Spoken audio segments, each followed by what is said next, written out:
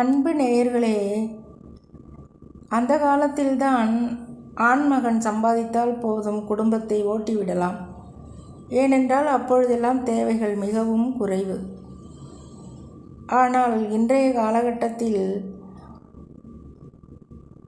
தலைவனும் வேலைக்கு போக வேண்டும், தலைவியும் வேலைக்கு போக வேண்டும். பற்றாக்குறைக்கு பிள்ளைகளும் வேலைக்கு சென்றால்தான் வாழ்க்கையை ஓரளவுக்கு ஓட்ட முடிகின்றது.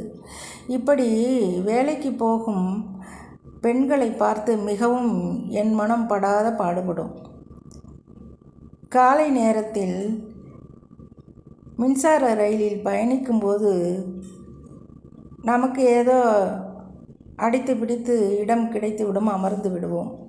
அதன் பின்பு ஒரு ஸ்டேஷனிலும் ஏறுபவர்களின் நிலை சொல்ல முடியாது.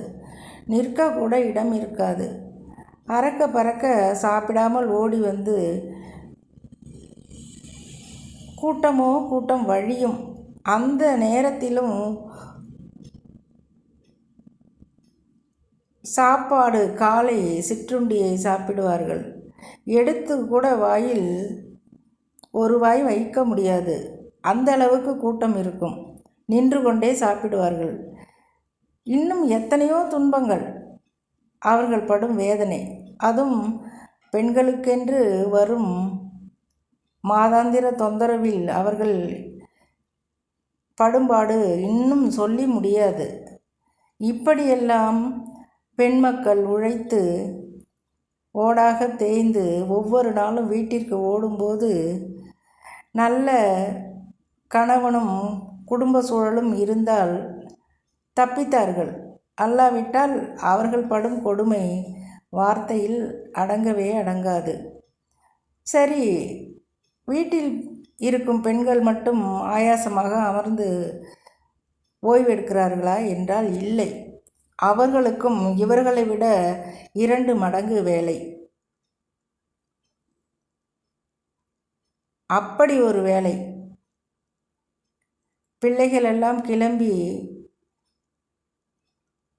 பள்ளிக்கோ அலுவலகத்திற்கோ அனைவரும் சென்ற பின்பு வீடு இருக்கும் பாருங்கள், அத்தனை அலங்கோலமாக இருக்கும். இதையெல்லாம் எடுத்து ஓரங்கட்டி நாம் அமர்ந்து ஒரு வாய் காபி குடிப்பதற்கே போதும் என்று ஆகிவிடும். அடுத்தடுத்து வேலைகள் இருந்து கொண்டே இருக்கும். ஏனென்றால் வேலைக்கு செல்லும் பெண்மணிகளுக்கு இவள் வீட்டில்தானே இருக்கிறாள் என்ற எண்ணம் வந்துவிடும் அதிகமாக. அதேபோல் வீட்டில் இருக்கும் பெண்மணிகளுக்கும் இவளுக்கென்ன மாதமானால் முள்ளங்கி பத்தையாய் சம்பளம் வந்து விடுகிறது என்று எண்ணுவார்கள்.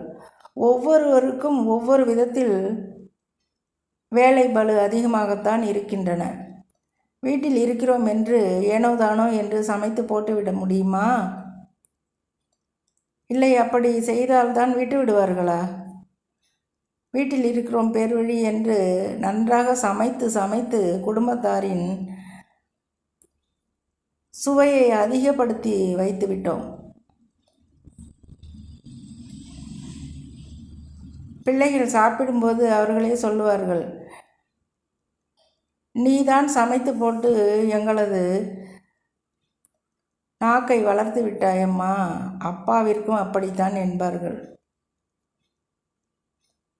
ஆனால் அவர்களிடமிருந்து ஒரு பாராட்டு வரும். என்னவென்றால், இத்தனை காலத்தில் நாங்கள் பசி என்று கேட்கும் முன்னரே வேலை தவறாமல் எங்களுக்கு சமைத்து கொடுத்தாய். மருத்துவமனையில் நீ இருக்கும்போது மட்டும்தான் இந்த கடமையை நீ செய்யவில்லை, அப்படி என்று சொல்வார்கள். இதெல்லாம் நாம் படித்து 100க்கு 100 மார்க்கு வாங்குவதை விட கொஞ்சம் மகிழ்ச்சி அளிப்பதாகவே இருக்கின்றது. அன்பு நேயர்களே, பொதுவாக வேலைக்கு செல்லும் பெண்களாக இருந்தாலும் வீட்டில் இருக்கும் பெண்களாக இருந்தாலும் அவரவர்களுக்கு அவரவர்கள் பணி மிகவும் சுமையானது தான். ஆனால் நம் குடும்பத்திற்காக என்று எண்ணும் பொழுது சுமையும் சுகமாகி விடுகின்றது.